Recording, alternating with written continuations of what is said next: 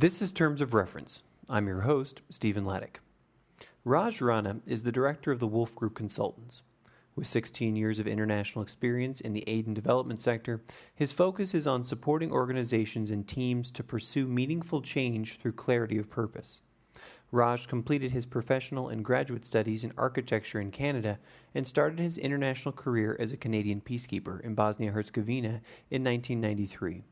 His international experience was shaped through 8 years with the ICRC in Afghanistan, Democratic Republic of the Congo, Chechnya, Darfur, and Iraq.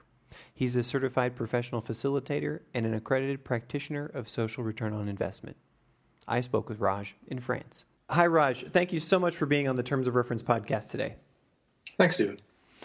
Raj, tell me what it is that you do for the Wolf Group right now. What's your focus and what does the Wolf Group do? I'm the sole proprietor. I'm the owner and the director of the Wolf Group. And right now I've got 3 things on the go with different colleagues. We're doing something with the United Nations Environment Program and the Red Plus program tomorrow on private sector engagement in their next strategic cycle. I'm working for a foundation that works with the tobacco industry called Ending Child Labor in Tobacco. I'm doing a sort of midterm accompaniment with them to develop their 2015-2022 strategy. And the last big piece of work we're working on this year is with 3 organizations developing a common or core humanitarian standard, which will replace bits and pieces of the code and standards used by the Sphere Project, People in Aid, and the Humanitarian Accountability Partnership. Those are the main things I'm working on now, and I think there's about another 6 projects behind us. In terms of what the Wolf Group does in general, well, those projects largely describe what we do. We do a lot of facilitation work, typically in strategy, and I like those projects. They're sort of midterm engagements. We do evaluations, a bit less this year, but we still do them, and we do organizational development.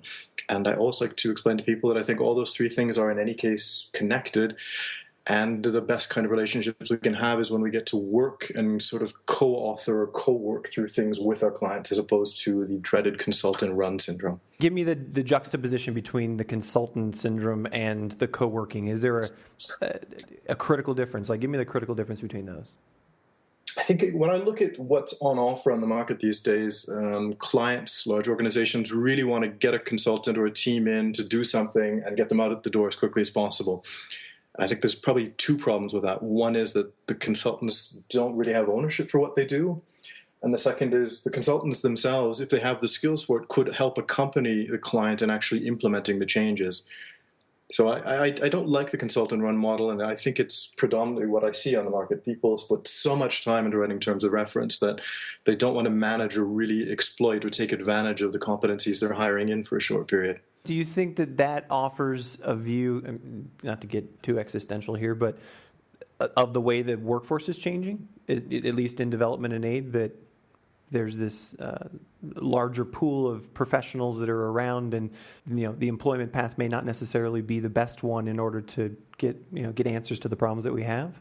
I don't want to be existential in the answer. I think even for those that are on salary jobs within large organizations, they're largely contract. I think the real problem is probably funding. They don't have the money necessarily to extend sort of the consultancy so that it would be do the evaluation but then also accompany us over 6 months and actually doing something with it. And I think it's also probably linked back to sort of the rules about transparency. They don't want to be seen as working with only one consultant or group of consultants endlessly.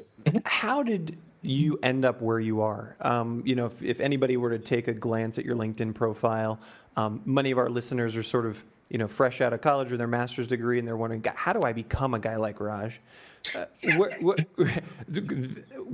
How did you get here? Did you make a conscious choice to say, you know what, I'm going into development, this is where I want to go, and you always knew you're headed here, or how did you find your way to where you are today? I think I could say yes, but I don't. If you looked at my LinkedIn profile, it tells a very lengthy story. I'm not sure people will make sense of it or see sort of the red thread that holds it together.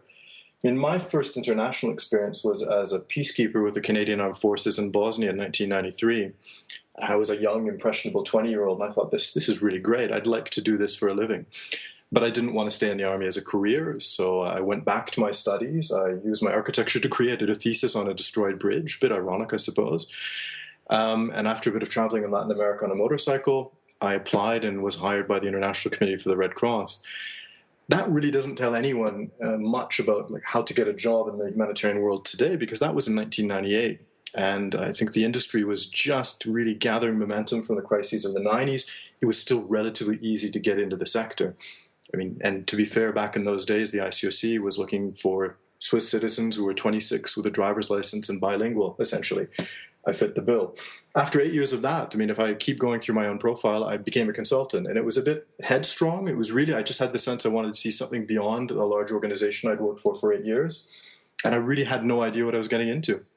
And I used it really as my own sort of personal development. I treated consulting a bit like shoe shopping. It was a chance to get out, and I've worked for over 100 organizations in 40 countries now.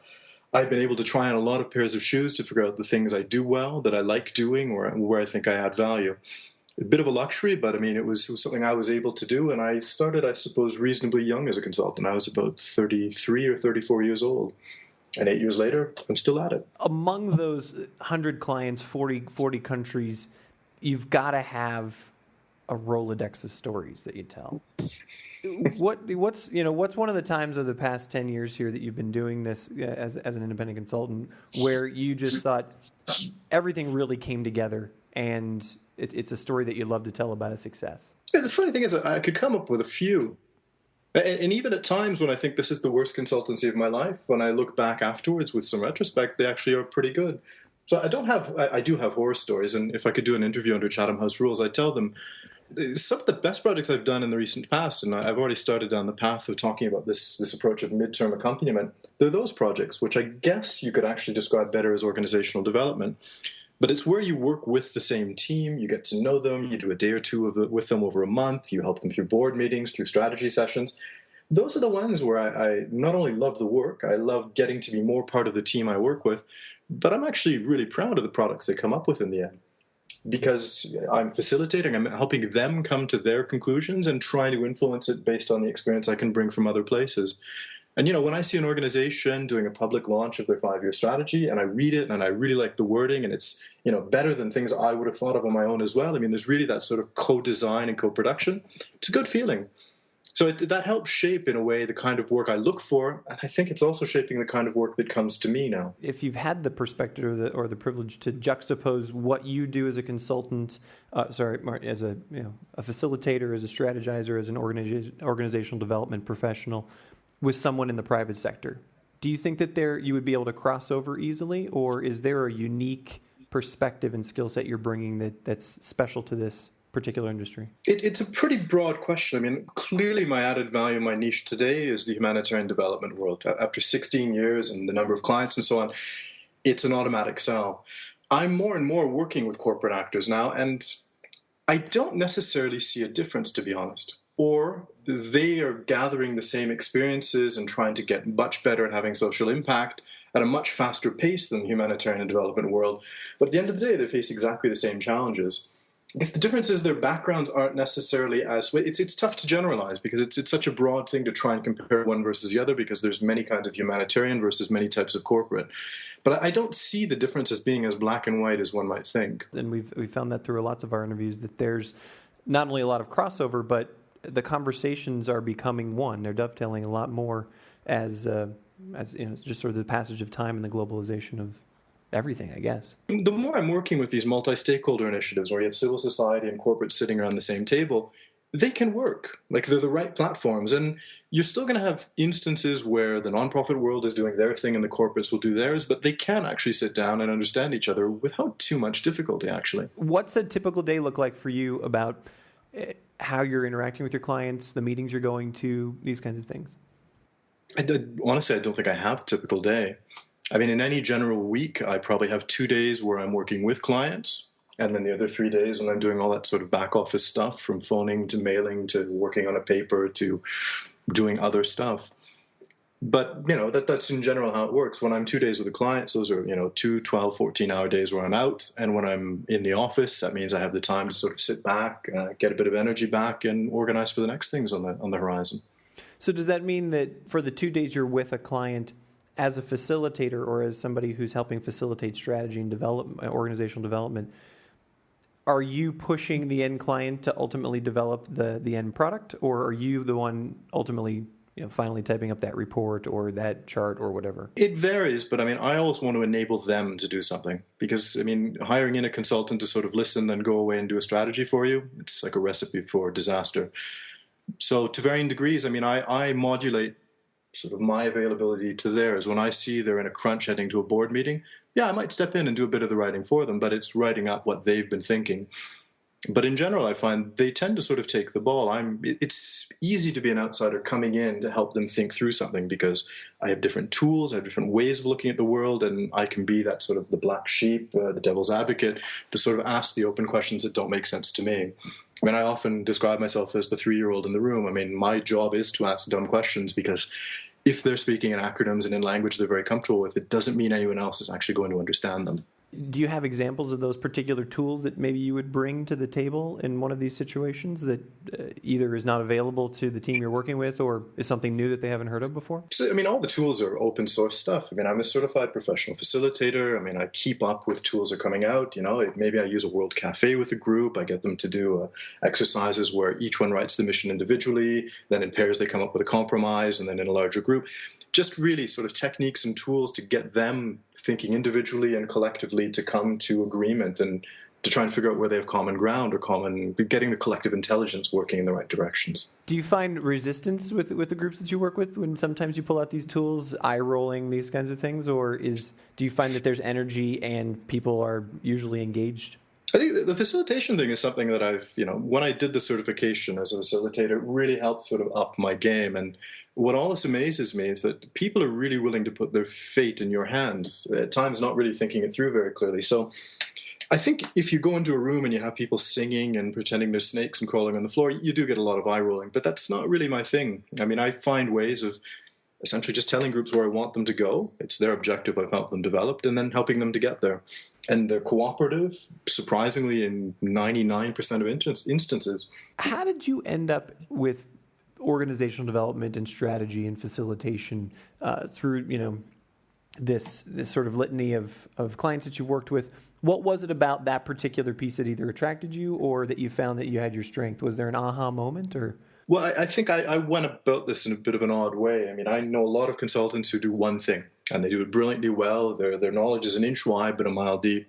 I chose the opposite approach. I preferred to go a mile wide and an inch deep because it was a bit my shoe shopping philosophy to setting up my business. What was good about that process for me was it took longer to figure out what I was good at. But, when I sort of hit that sort of 4 or 5 year mark, I was able to sort of see the connections between things and realize I do have a very unique profile because of the breadth of things I've seen and experiences in organizations and sectors. And that's where the value came out of it for me. But aha moments, not really. It took me a while as well to sort of, it's much easier when you have a salary and you work in an institution, you take on that identity and that culture. When you throw yourself out in the world as a consultant, you have to figure out what you stand for. What was the moment in moving from the ICRC and taking that leap to becoming an independent consultant? You said you felt you did it a little earlier than most people. Was again another sort of aha moment where you're like, I've had enough of the institution, or this was the moment that broke the camel's back, or the straw that broke the camel's back? I think there was a number of reasons at the time. In retrospect, it was just simply time to move on. I think 7-8 years is a good professional cycle to doing something, and the ICRC, to its credit, was a really good school. It allowed me to get out there, get some really great experiences, and work with an organization that had the means, the resources to allow you to really get the work done. So it was great. It was a very atypical experience, I think, of the aid world, working for an organization that has so much money, essentially. But it was time for me to move on and sort of find my own feet and see if there are other things out there. That I didn't think it through, in my case, was actually a benefit. I see, peers of mine, before they become a consultant, they study everything. They've got business plans. They're figuring out the administrative. I just left, from one day to the next. I quit, and the following Monday I was in Rome for my first consultancy with the World Food Program. And, it worked quite happily for me. Had I known how much there is to do and learn, I probably wouldn't have ever done it. So it was a much easier sort of just tear the Band-Aid off and get on with it. It's much more action-oriented. Do you find that that's how you approach most of your consulting opportunities, or is it, and with, obviously you prepare for your opportunities, you prepare for your clients, these kinds of things, but are you much more in the moment than let's bring a process that's going to be canned? It's a tough one to answer in a sentence. There's, if you get into a bidding process on something, you obviously have to come to one conclusion and propose them a way forward. I think what saddens me in those contracts is that it takes so long for them to have written the terms of reference to go through the bids and hire you that they no longer want to discuss it as soon as you're hired. And that's a bit of a missed opportunity because you come in oftentimes finding that the realities don't match the terms of reference at all, and you really need to drastically change, and there just isn't that opportunity. Give me an example of that right there where I think that that's a fairly typical experience for not only consultants but even firms and larger organizations. Is there a time when you can remember, this is a project you bid on, here's what I thought I was going to come do, and you walked in on day one, you're like, wow, we're actually talking about something completely different? But to be honest, if it's evaluations, that's 100% of the case. It's bar none. You show up, and somehow the terms of reference has been sort of, a camel is a horse designed by committee. I mean, it's just gone through so many hands, and it's been diluted down so much that you're probably not looking at the right problems. Then the challenge is you have to answer the problems they want you to address, and then tell them actually about the real problems that you've found along the way, and do so in a way that you don't alienate them or, infuriate them because they feel that you're doing a different project they didn't hire you for. How do you go about developing business? I would assume when you first made the leap that you had quite a few connections from your work at from your time at ICRC. You're able to raise your hand and ask for work. Is there a process that you follow, or are you just attracting work now and it comes to you? I'm at this since 8 years, so now, knocking on wood, I do just attract the work. It's referrals, it's word of mouth, and it's great. I haven't bid on anything in a year and a half, probably. Congratulations. In the earlier days. Yeah, thanks. No, it's a nice position to be in, and I think you reach a sort of critical mass professionally where that comes naturally if you're doing good work and you have a network of sorts. When I left the ICRC, the last 2 jobs I had were in the headquarters. I had developed networks. I wasn't developing them for a particular reason, but it certainly helped. As soon as I sort of hung my shingle up, people knew about it reasonably quickly, and things flowed in. So what's the next 5 years, not 15 years? What's the next 5 years look like for you? Are you going to build out the Wolf Group? Have you hit a sweet spot? You're going to stay doing what you're doing? Are you going to refine your practice at all? I'm quite sure I'm always going to keep my niche with aid and development organizations. I definitely will keep the niche in working on strategy and organizational development projects. It's clear in my mind now I'm going to make more of a transition actively to working with corporates on sustainability, CSR, environment, social impact, and so on, because I finally realized that they're doing the same things, I just call them different things. So I think it's more diversification looking ahead, maintaining a base in what I already do because I still enjoy it, I still can have fresh ideas, but also going after new clients and maybe doing a different scale of work as well. But I have quite consciously chosen either strategic level projects and working with small organizations because I find I can actually see the impact I'm working on. And it's nice to see that you add value and you can actually see the results of what you work on. Is there a time when you've just sort of fallen flat on your face and failed? And if so, what's your process for recovering from that? I can think over the years, I think every year, every consultant sort of, wakes up one morning and thinks, maybe I should just get a salary job. I think it's a perfectly natural thing to happen from time to time. And I can think of at least 2 projects along the way where I thought this is really not going how I wanted. One much worse than the other. But, at some point, it always tends to be the last quarter because everyone's trying to cram in all their work to get it off the books before they close the accounting for the year. So you end up swamped in work and under pressure. And, you go through Christmas and New Year's, maybe take a few weeks off in January. And you start the year fresh. So in general, subconsciously, I've always sort of kept January to myself to sort of, take stock, update the website, think through where I'm going. But that's sort of the beginning and the end of the strategic process for me.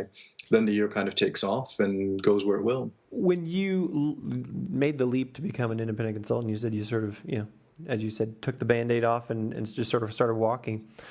Now, 8 years later, what have you learned that would be useful to others who, are either attempting or doing or would like to sort of do the same thing you are? And I'm thinking in terms of how do you deal with administration? How do you deal with business development in a way that makes it work for you? Are there tools that you use? Are there particular techniques that you have that you'd be willing to share or at least allude to? Pretty broad question.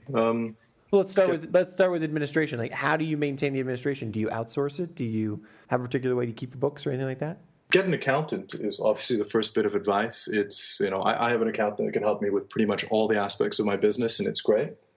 Get someone that you like. It's a bit like finding a therapist, really.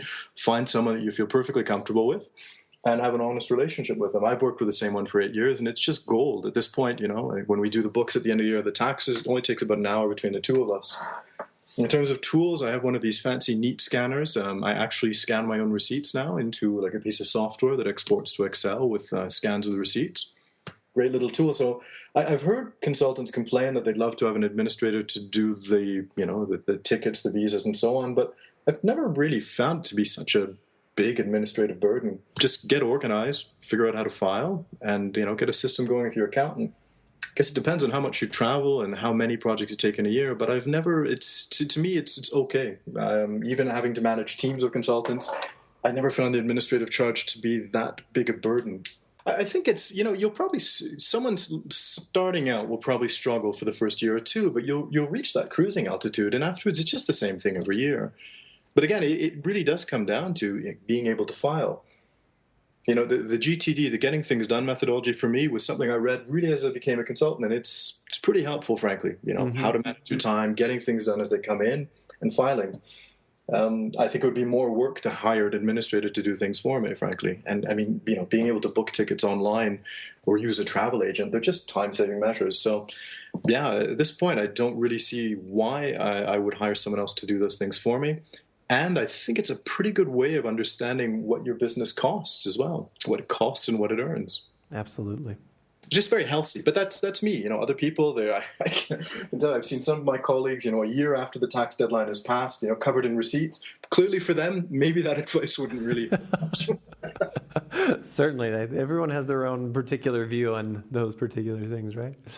Having worked 40 countries, hundreds of clients, there's got to be a few stories that you tell about that one time when I was in Zimbabwe, and the truck stopped in the middle of the road.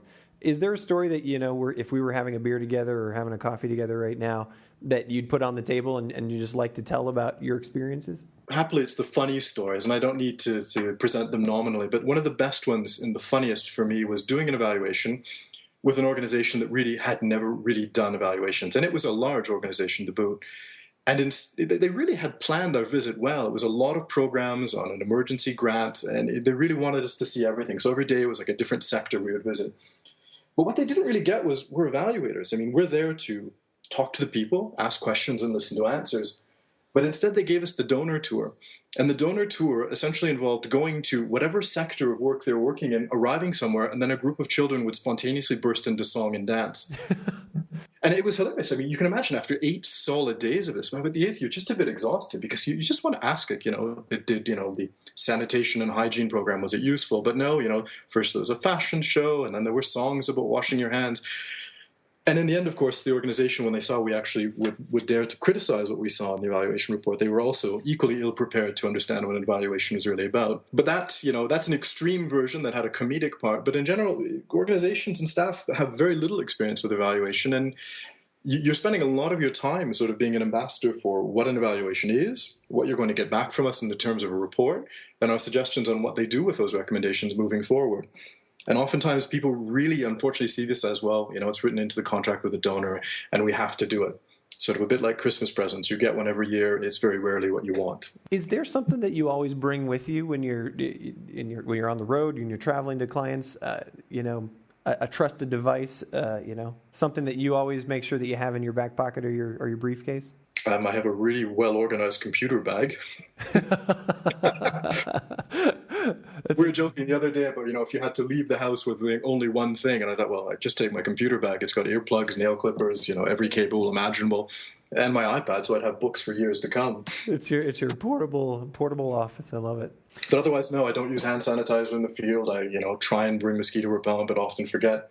So no, there's no particular comfort item beyond, being able to get the work done on the laptop, read some books on the iPad, and have a phone that works. I always end these interviews with the same question, and that is, if you were looking back now at that 33-year-old who's about to jump, or talking with somebody who's just completing a master's degree, or even someone from a different sector who's looking to start a career in development or aid, is there critical advice that you would give to them about how to have success or how to break into this business and be successful? I think I was thinking about that today. If someone, because I get a lot of emails on LinkedIn from people asking for advice on how to get into the business, I think the best advice I'd give them is, whatever you do, don't get a master's degree in humanitarian action. Like, really choose a master's degree that's like outside of your comfort zone, but what you think is going to be useful in 5 years' time. Just getting a generic master's degree, about humanitarian or development aid, it's not really enough today. I mean, get out there and get something new and different, like, social impact, social investing, in entrepreneurship, something that's pushing the boundaries a bit further on. That would be one. And I guess the second would be just be ruthless in your networking. I'm a bit amazed at times. I get a lot of requests for help, and in general, my answer is my phone number, my Skype, call when you want. 85% of the people never call back. There's maybe 10% that don't really know what they want, even if they call. And then there's the 5% that are really dogged, hunt you down, and take an hour of your time. And I'm happy to give it. But I mean, people are out there and they will answer your phones. So just it's a numbers game. Ask everyone you can, and then at some point decide what you want and just focus on that. But I'll admit, it's not easy for people to break into the business. I'm saddened to see people having to do internships and traineeships for 3 years before they actually get a salary job. Raj, thank you so very much for your time today. It's been a great interview.